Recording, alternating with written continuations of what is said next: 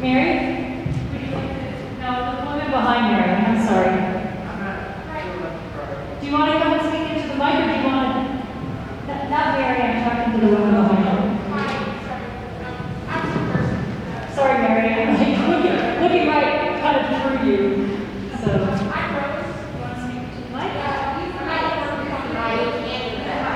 Zoom can't hear you. We have other people listening. I just wanted to point out, so I'm in a house myself. I'm fortunate that I have a vehicle, which means that I'm able to load up on water and do water distribution, which a lot of people living outside, like someone was pointing out, don't have access to clean drinking water. I've talked to people who collect the water that comes out of the sprinklers. In order to drink that, a lot of times that water is brown. But mainly what I want to point out is there's like a bit of harm reduction principle that if there are no toilets, people will still need to use the toilet. If there's nowhere designated for a person to go to the bathroom, they will find any spot that they can, and a lot of times it ends up being in alleyways, behind your business, on the sidewalk, wherever. I know some people, in order to try to limit the amount of waste that's out when walking around, they put their waste directly down into the sewers. For myself, I bag my stuff up and I put it into, again, at my house, I don't have trash service. So I have to use your trash cans. So I'm putting my waste into your trash cans, which doesn't seem like it's very healthy for me or you. So I guess just for anybody who thinks that living in a house means that you are separate from people who are living their lives on the street, you're not. Your lives are very much connected. Waste on the streets is bad for you, it's bad for kids, it's bad for animals, it's bad for all of your things.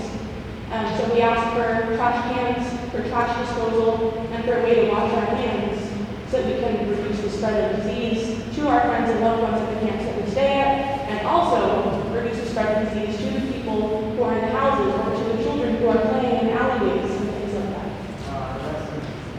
Thank you for that. So, Isaac, do you want to talk into the mic, or can you just tell me what? How do you guys feel about that? You guys should feel ashamed of yourselves for that. Hey, thanks for your feedback, Isaac. Yeah. I didn't hear what this gentleman said. He had his mask up. Can you repeat it? Yeah, he said that we should feel ashamed of ourselves for hearing what Rose just shared with us. I agree. Okay, thank you. My name is Paul, and I'm from here, but actually, when the here came to me, I wasn't doing this myself. I got a job, I'm doing okay, but I was the one with the charity. I was cleaning out and picking pieces up. You know what I'm saying? What can we do is these young men that will be eligible, that will volunteer. You know, you got to get some kind of change to help. We're no different.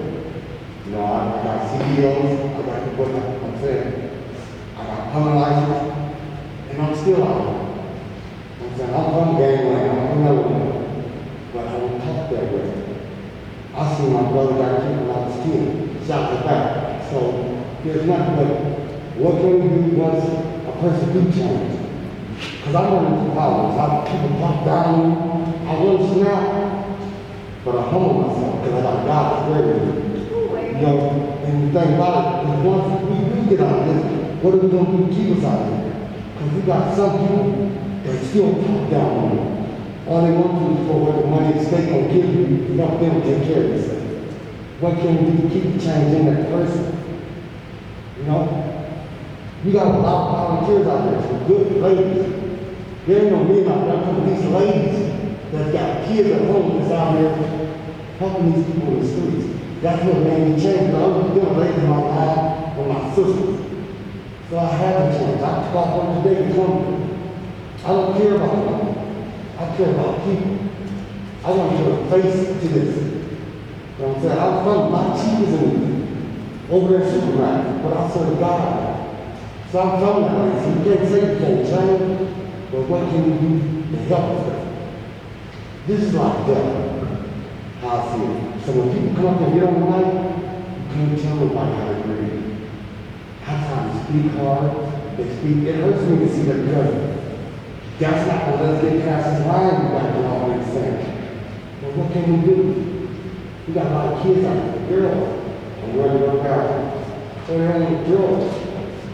Teenagers, they need heroin to wake up in the morning. You know, nobody look at like that to be their child. You know what I'm saying? What can we do? I'm just looking for someone to help me to help myself together. I'm telling them I made it all, but I want to go back. And I'm tired of this other side. It's too much. It's too much. Yeah, my name is Paul. I really appreciate your honesty and candor. I'm wondering, do you have anything related to what Therese was asking you guys to talk about? What can we do to get young men like me when I stood up and talk to someone? Okay. You know what I'm saying? That's what can we do to inspire this guy? You know, she can only do so much. You know, we got a bigger figure, we got a mayor. We can give these kids something to do. See, we got to just give them part. You know? Thank you so much. I'm going to move to the next agenda item, otherwise we'll get kind of like stuck in a place. And I just want to make sure that, Therese, is there anything else that you wanted to share? Did you have a sanitation comment? Yes, I did. Okay, what is it? Now speaking to the microphone because you're taking your mask off a lot and that makes me a little uncomfortable. Thank you. Do you want to share with me what it is and then I'll talk into Zoom land? Yes, I want to like communicate something to the community from where we're at. Regarding the sanitation topic? Because we're really trying to stick to that so we can make some progress and move on to the next topic.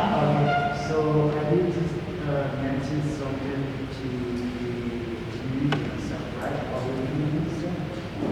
So we think, is this the right place for it? Yes, of course. Okay, so what is it that you want to say? Sorry, 1 minute.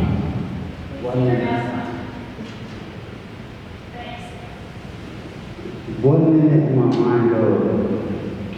This is my rondo, this is the time, so if you want to hear anything about the beat, so if you want to hear anything about the breed, so y'all just fixing D, though, this is a heat, so y'all really need, though, we got a need, though, I got something to say to you, for you, Lord, I've done to Compton and I wrong, though, trying to make the wrong, though, oh yeah, we need everything in our lives, so please help us indeed, though I can say when this is the truth. So, do you want to hear the truth?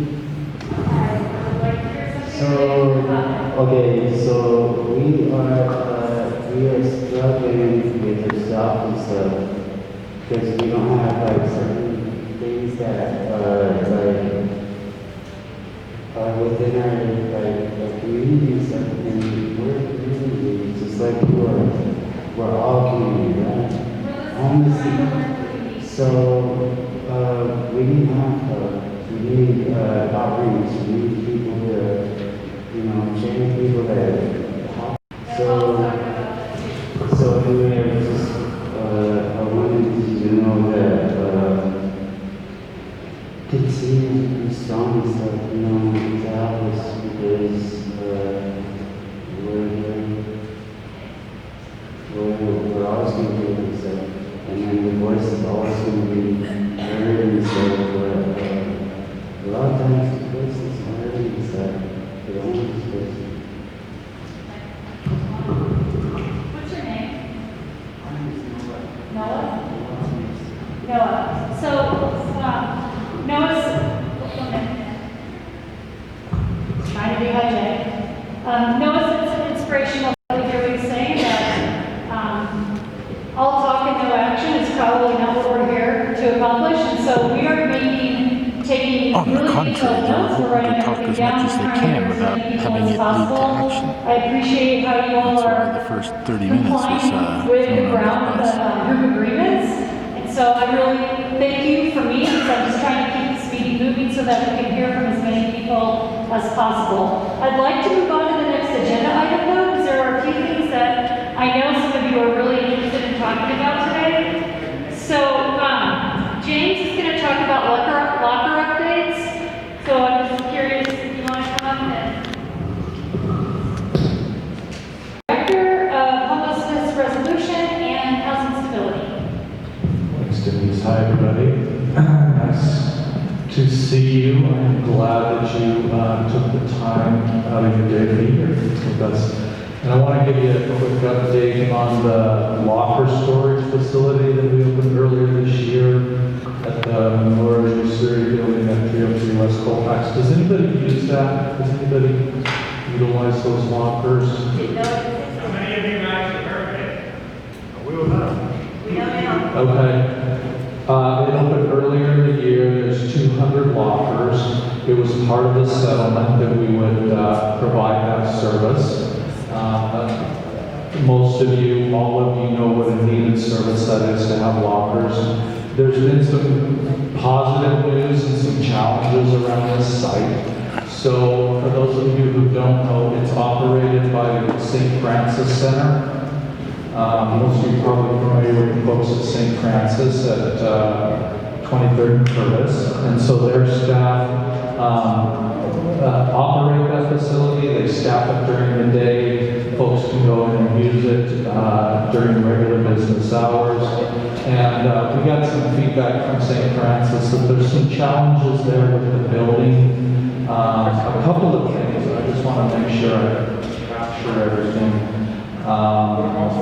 Let me give you some quick stats. The usage is there's about 95 of the 200 lockers in use, so less than half. There's usually about 18 to 25 folks utilize it at any given time, and there's been about a total of 104 lockers used. The challenge is sort of the space there. It was very specific in the lawsuit that that particular space would be utilized for this. But what St. Francis is saying is that the space is pretty tight, and that because of the access to the building, it can be sometimes a barrier for people, and we want to make sure to reduce the barriers to this critical service.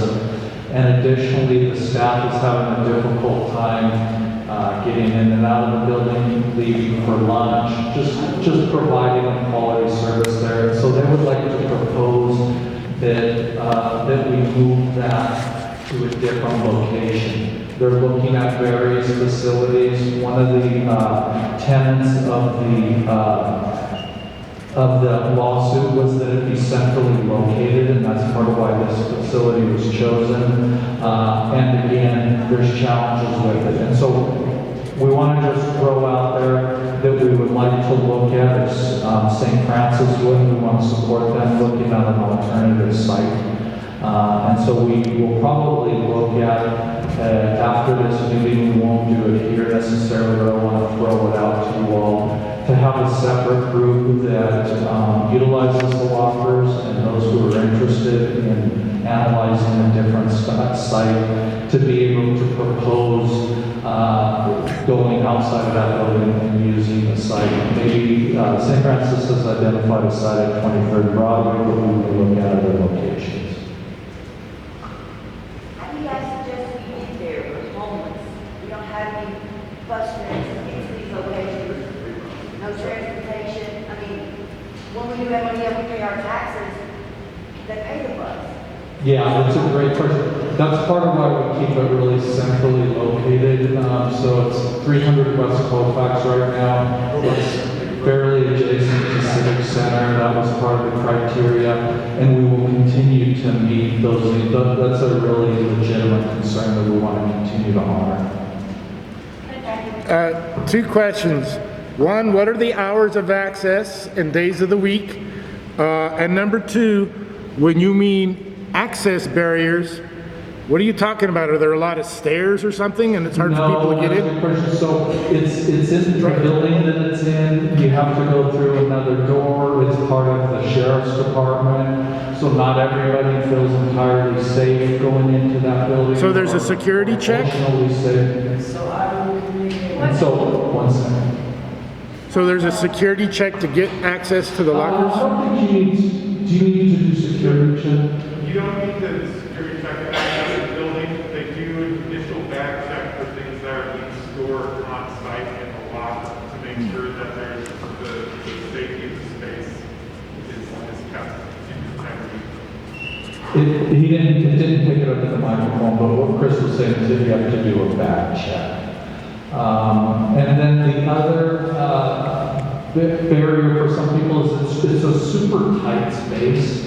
And certainly some people don't feel comfortable in that small of a space. So how do you communicate with them? So just wanted, any other questions about that? Just wanted to make sure, we will have follow-up, we'll look at assessing the different site, but it's very specific in the settlement that it's at this building. And so we would need your cooperation to propose an alternative site. Is there anything else? The hours are,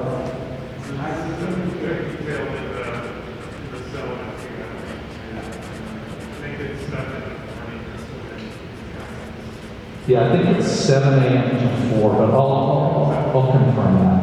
Hey, James, is the uniformed officer doing the bag check? No, it's the St. Francis staff. So how do we communicate, like, from saying? There is, one second, let me finish up. There is security to get into the building itself.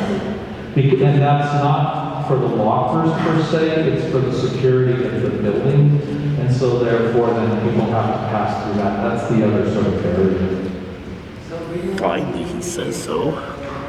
Standpoint where you're like there and then you try to communicate. Communicate the hours. How do you communicate at the site? How do you communicate, like, why would they help or something? And then I'm not connected with, St. Francis and stuff. How do I communicate? Yeah, it's a good question is around communication, around access to the lockers, if you're not connected with St. Francis. Question, so that it is accessed directly or via St. Francis. So typically the best way is to go through St. Francis with any access questions, which is, open 6 days a week. They're also open on Saturdays. Communication not ever available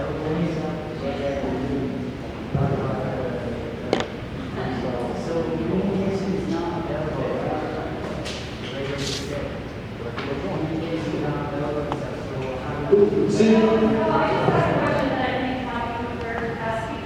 But what would be done to get the information out to people experiencing homelessness about lockers and showers? Like how information be disseminated in this community? yeah, it's a great question. I want to sort of open that up a little bit. Like, what's the best way? There's various ways we communicate. I know the Denver Voice provides a fairly robust menu of services within their paper. What about transgender? Let me try to finish this conversation about communication. Any other creative ideas around communication you want to speak to? As it pertains to the storage program at 303 West Colfax, I wanted to just make things a little clearer because I think we might have been stumbling around saying a couple things. So, St. Francis Center operates that for us, and there's a St. Francis Center that I'm sure many of you have accessed before at 2323 Curtis.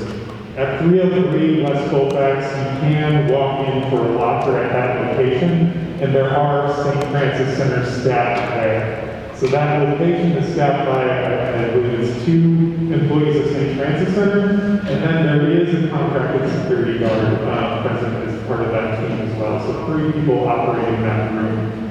To access that room, you go to 303 West Colfax, and you'll go in, and there's a foyer there, and then the room is to the right of the foyer, and you can access that locker room and ask for a locker without going through the security protocols of the entire building. So you don't need to send your bags through metal detectors, you don't need to walk through metal detectors, you can access that room. The concern that St. Francis Center has brought up is that room's pretty limited, and they're only seeing about half of those lockers used at a time. The program is open for people who are transgender of any gender as well, so there is no front-end discrimination on who can access that locker. So that's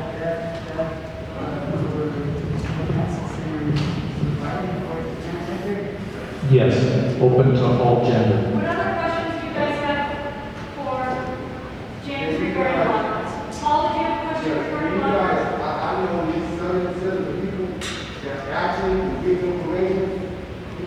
different interior to the buildings, because they deal with a lot of homeless people. And they can deal with a lot of questions. A lot of people like going places because elders who got homeless, not just security. But sometimes us homeless get away of myself. And they feel a little comfortable.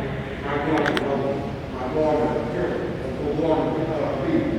You know, we have people out there that actually people deal with, but they don't want to deal with nobody because they got defensive comes up. You know? I think this brings into it, you know, you want to come up and speak? Come on. It's really good so that everybody that's participating today can hear you both in the room and Zoom. So what Paul was just saying about getting this information and these resources to the people who actually are out in the community working with folks, but I'm also aware that Housing Stability has outreach officers. People don't know who these people are. They are not on the ground enough to be creating these connections with people, so there's a huge lack of response there. I know that they're also often given hotel vouchers, and if people don't know who these individuals are, if they're not going out enough and meeting people who are in these situations, then they're not going to know who the vouchers need to go to. So there's a lack of resource being given in that front. Also, my concern with Housing Stability is when we look at the cost of something like the lockers, how many there are, the fact that there's only one location in the city, and then we look at the cost also of things like sweeps and how much of the Housing Stability budget is going towards sweeps and towards other initiatives that are actually incredibly traumatic and incredibly harmful to these communities and displacing many, many people. We should not be putting money towards things for housing stability that are causing housing instability. And I want to bring another point forward that Paul had made that I think was lost. The idea of looking for the answers within the community and inspiring them to be part of the solution. People are willing to work, to clean certain grounds, to be part of sanitation, to be part of these different groups, if you give them the job opportunities to do so. They are ready, they've been doing it for free a lot of the time because they understand that the public is discriminating against them, calling them dirty, and things of that nature. And now it's escalated to a point where public health is able to come in and call them health nuisances. So we have people already aware of this and working to keep the streets clean, but we need to give them the resources. We need to give them proper disposal methods, like Rose was talking about as well. We have to be funding these porta potties. The fact that Denver Homes Out Loud does this is not where the money should be coming from. It should be coming from the city taking care of this. So what about the kids that are exposed to like energy uses or everything? You need a safe house in this place. Sure, absolutely. So there's a lot of youth involved. There's what's being expressed, and a lot of the youth are being impacted the same way by these issues. And we need to be involved in that